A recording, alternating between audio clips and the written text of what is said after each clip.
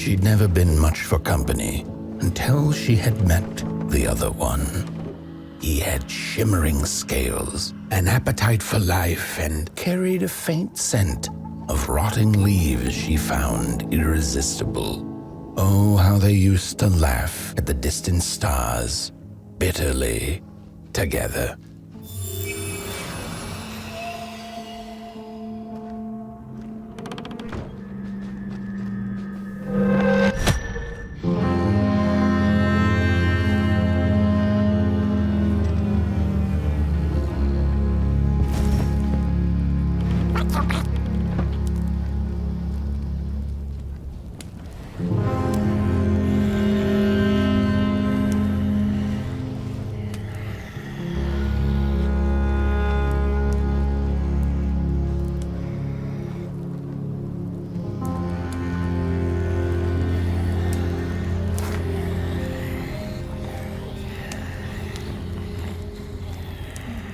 The howls of the Mulgrim have gone with the wind, and our headaches settled into gentle throbbing.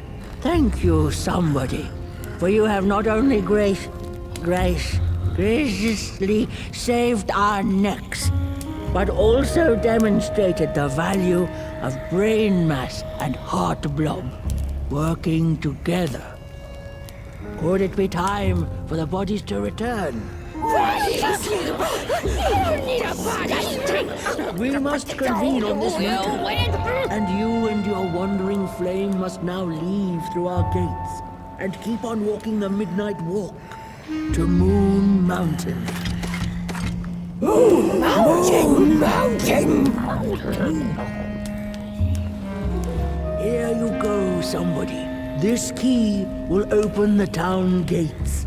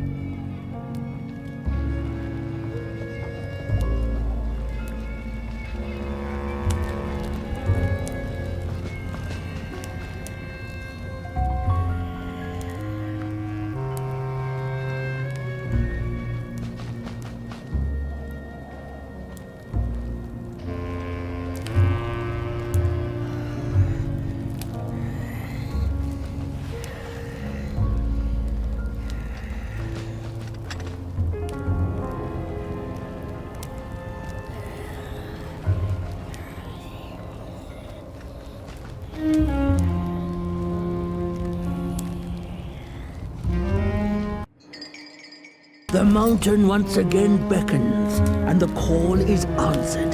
Fare thee well, and take good care of your flame. The dark itself is hungry.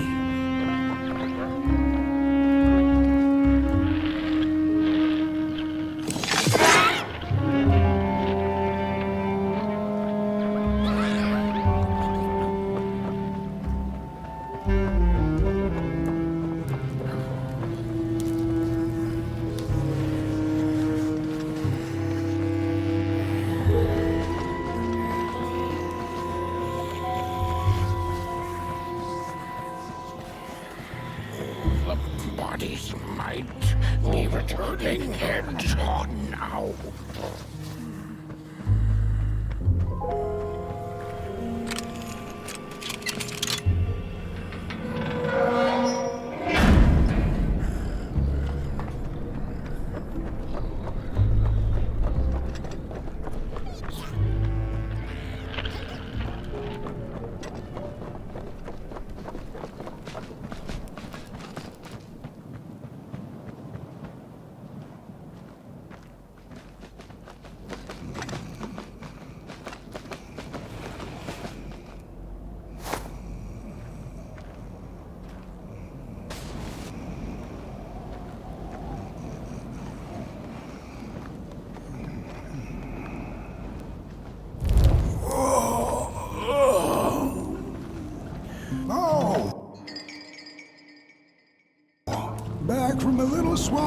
detour, huh? Hope the heads didn't give you too much trouble. At least your head looks attached to its shoulders and your friend's is, well, burning. So do not despair. Should you once again lose your way along the midnight walk, you're probably meant to.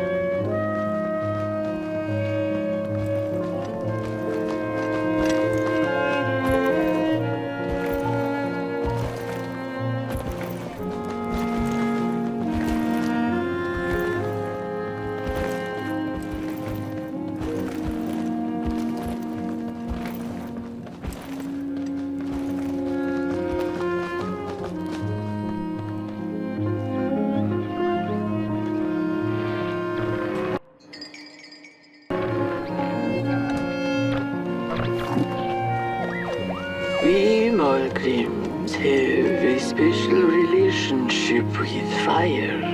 We do not cook over it, we do not shed tales around it.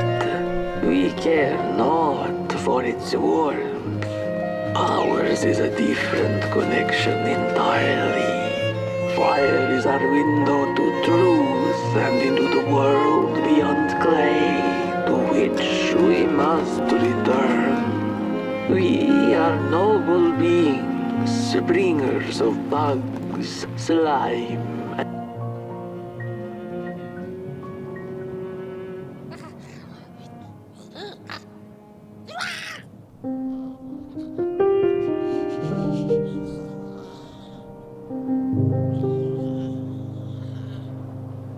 for they seek to end themselves.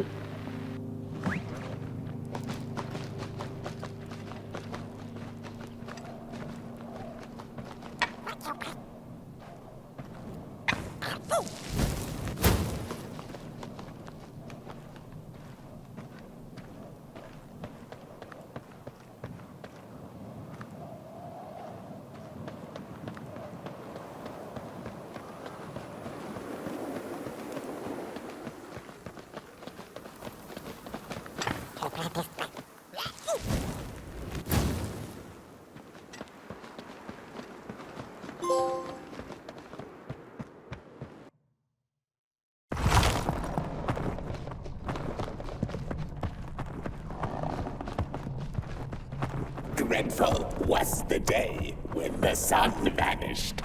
The waters dried up, Birds went quiet, and the dark itself seemed unchecked into the work table as the cold, chewed paper moon rose over the mountain. The night that followed would be long as the midnight war.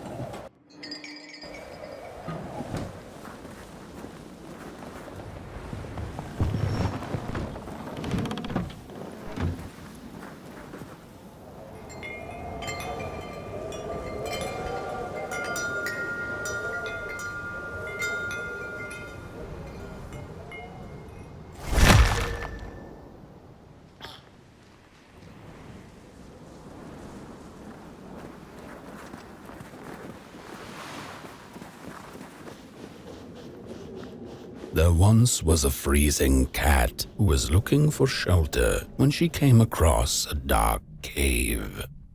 "Step into my abode," offered the dark. "It will warm you if you surrender your wants."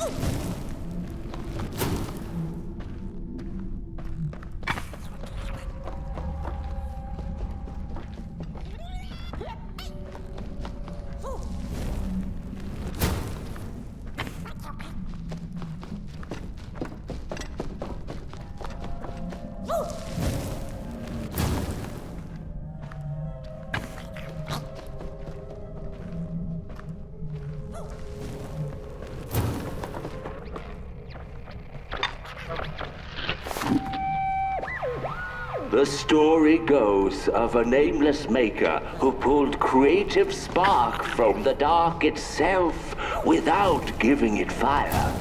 With his dark source, he managed to create swaths of land in no time. The dark itself waited for a gift of fire, but the maker just kept on taking. Too busy building his crooked fences and watchtowers, kept his fire locked away in his chest. One day, he decided to create the first people to inhabit and appreciate his creation. It was then that the dark corrupted the maker's clay, guided his greedy hand into creating not people, but the first of the fire-eating crawlers. And they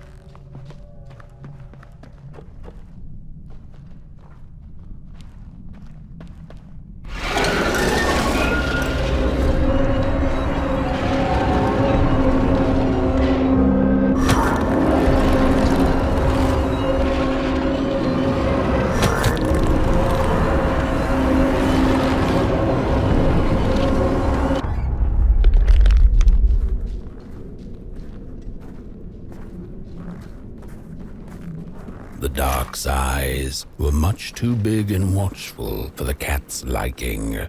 She went on to find warmth somewhere else.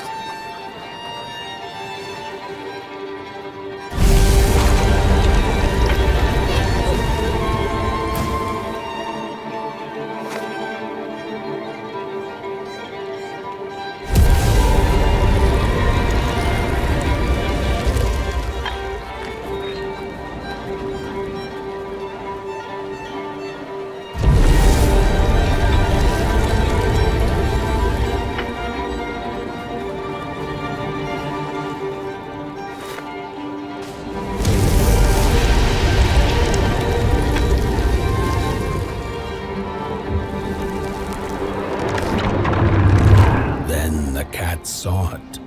Rooftops piercing the sky. Approaching the town, she was greeted by a crone. Come, kitty kitty, you must be tired. Sit in my lap. Share your soft fur, and I shall warm you for a spell.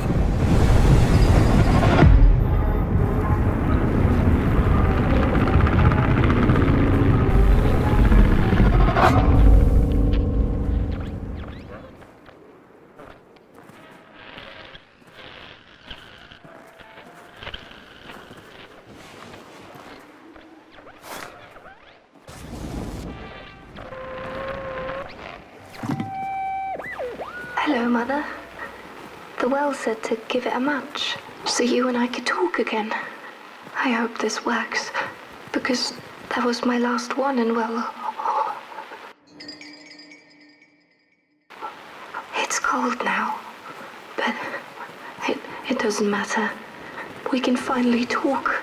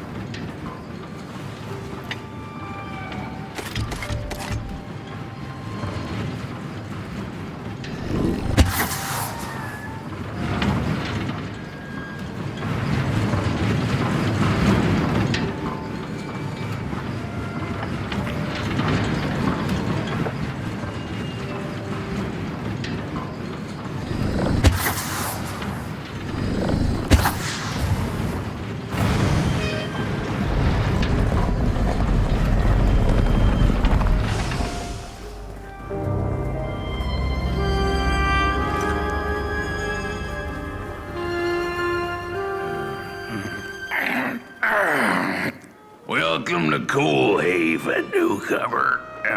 Good to see you flame in these parts again. I'll be your guide tonight. This furnace here used to run on coal and fire, don't you know? But a thief stole all our matches, wasted them in greed, you see. Now the ghost has come to smite the wicked and punish the thief who killed us. Well, I guess that's it. That's a tour on the house. There's a bone right there in the snow. There ain't no place for a bone.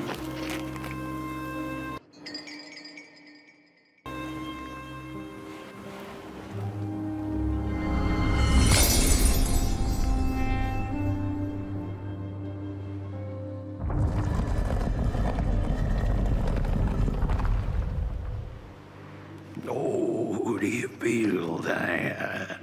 Something's changing. At first was the soul of the city. We used to worship it, us coal miners did. Fed it trees and fire like it was a hungry, angry god. This broken body's going nowhere, but yours is. Walk the streets. Listen. Just don't believe everything the half-dead say. The curse of coal haven is ugly and vengeful. A grave matter indeed.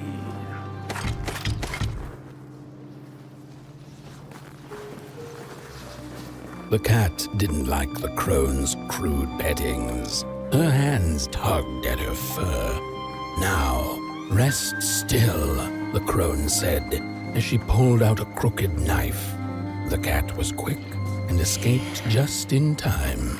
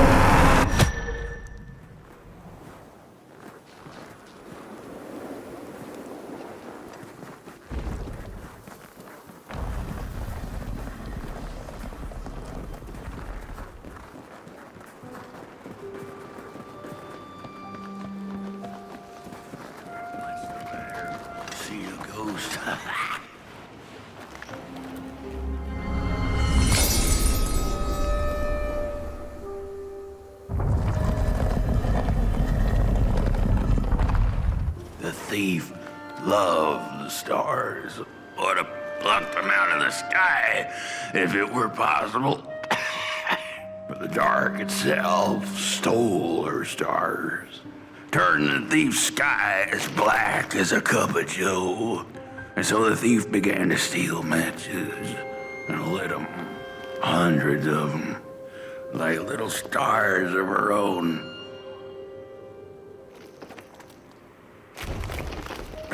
The crooked path to the house on the hill lies. Wherever she sought warmth, it had a price. The miners needed the cat to get rid of the rats, and the vicar wanted her protection from bad luck. Bony hands reached out from all around her, trying to grab her. The matches lead to the brothers and sisters. Hunt down the thief. The matches. We're running out of matches. The furnace is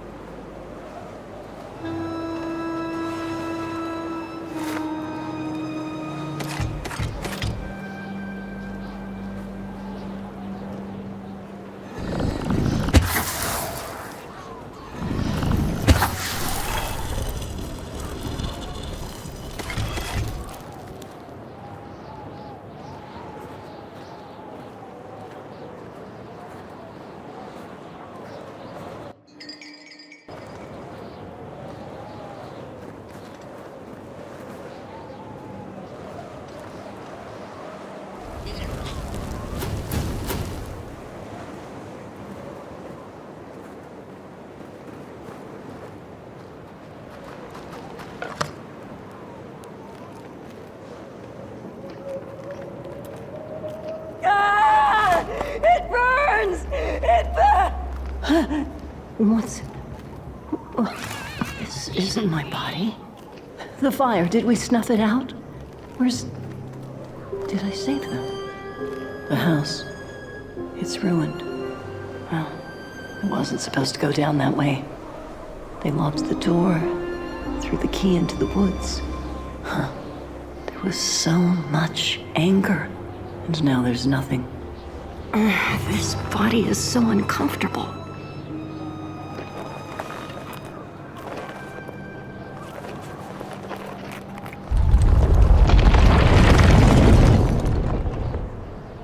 While I was in the black, I had a dream.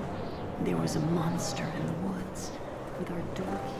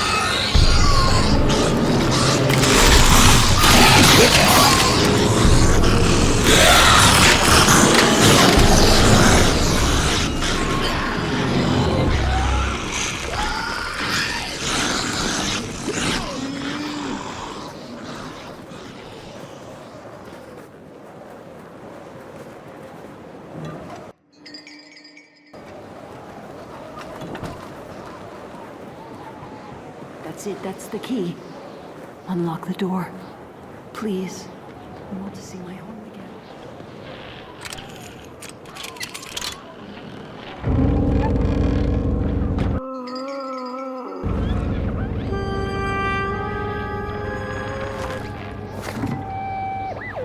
Furnace is getting weak. Council says we're running out of matches.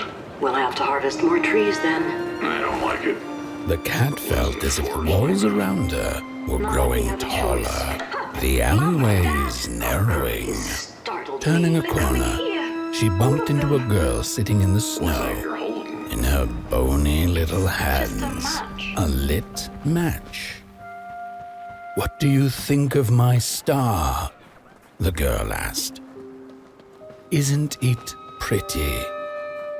The crooked path to the house on the hill.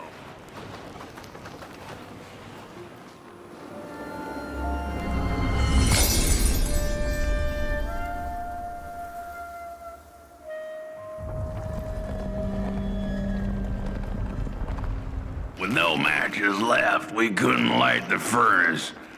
And the thief paid a terrible price for her burning greed. As the furnace died, one by one, so did we. But before we perished, the dark itself moved into our hollow husk, turning us cold and wicked. If I had a heart, I'd feel great shame for what we did. I'd feel great shame for what we did. The old man feels it too. Should have been long dead with the rest. He just wasn't ready to go.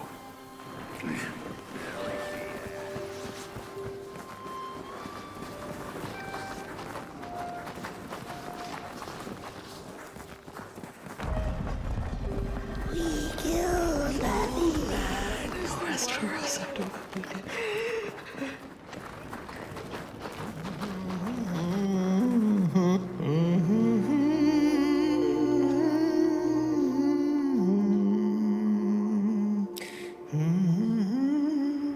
Oh, that voice.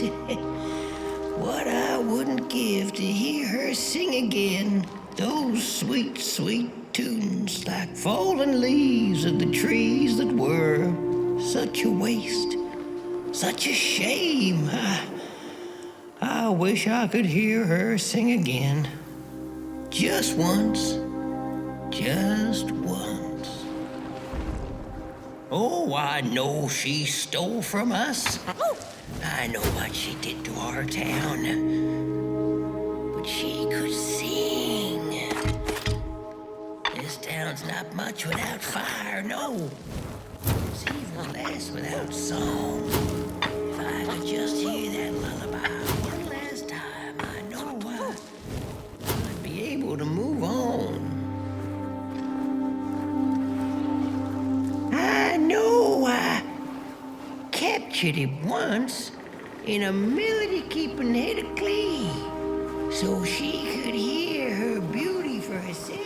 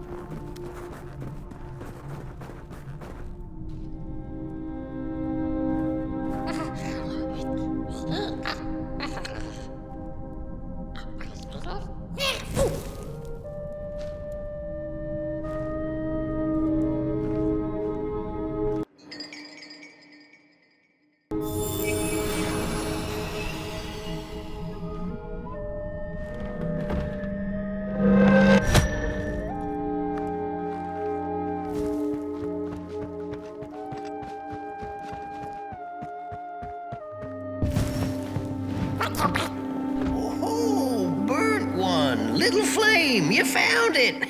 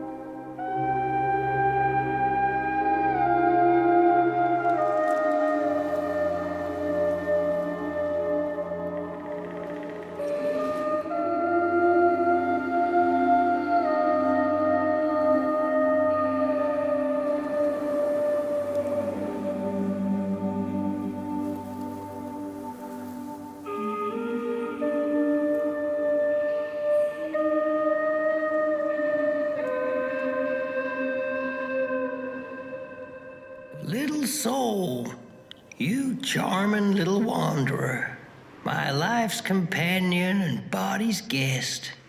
Where are you off to now? I don't know what I thought would happen. I feel a strange warmth, but just as coal runs deep in the earth, so is the shame a part of me, mine alone to bear. The girl offered her burning match, her last star, but the cat could tell she needed it all for herself. Grateful for her unconditional kindness, the cat left her to her ghosts. What do I know? I'm just some dead guy.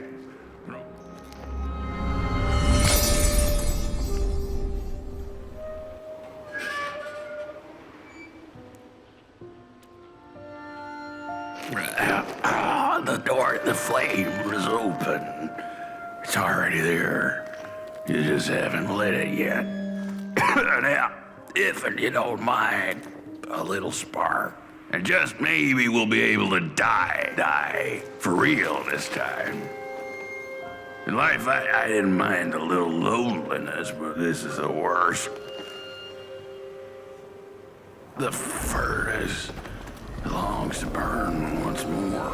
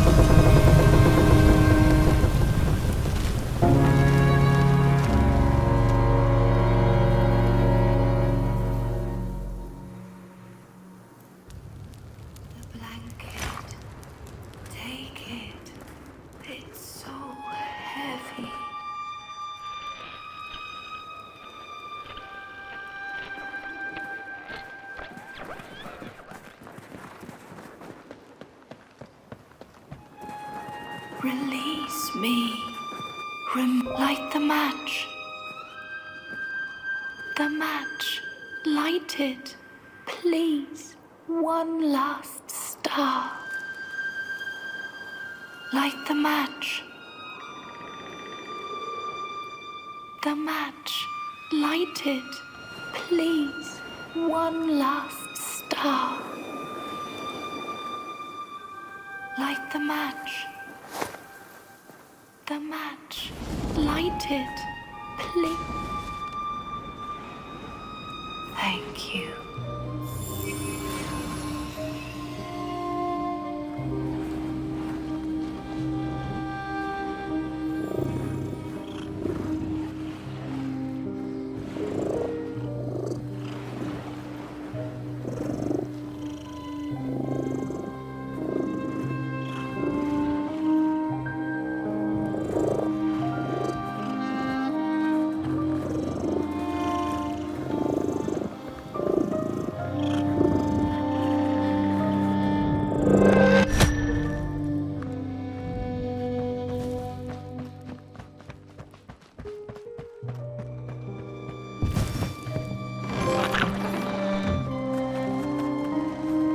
cat finally settled in front of a giant burning furnace. In its bright flames, she could glimpse a dark future. This did not matter to her, for now she was eternally warm and at peace.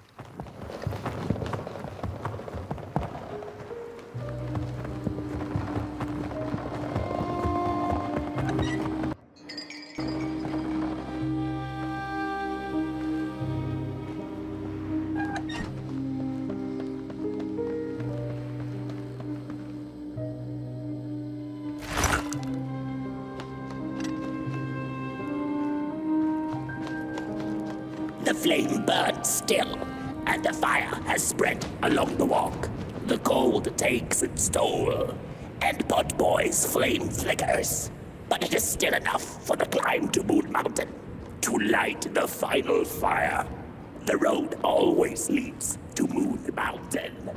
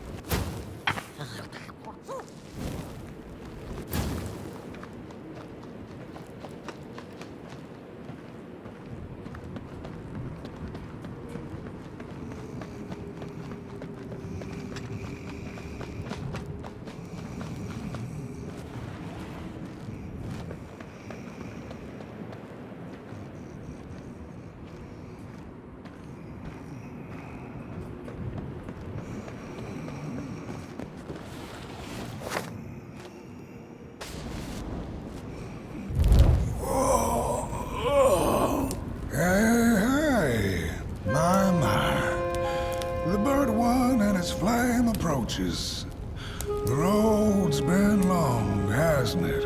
And it just keeps on going, don't it? Why don't you rest here for a spell? Change is in the air. Warm winds coming in from Coldhaven. I trust you're not pushing that little flame of yours too hard. He is mighty, no question about it. But between you and me, he still has a ways to go until Moon Mountain.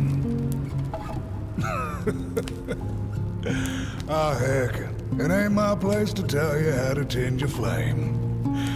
I'm sure you'll be fine. You'll be just fine.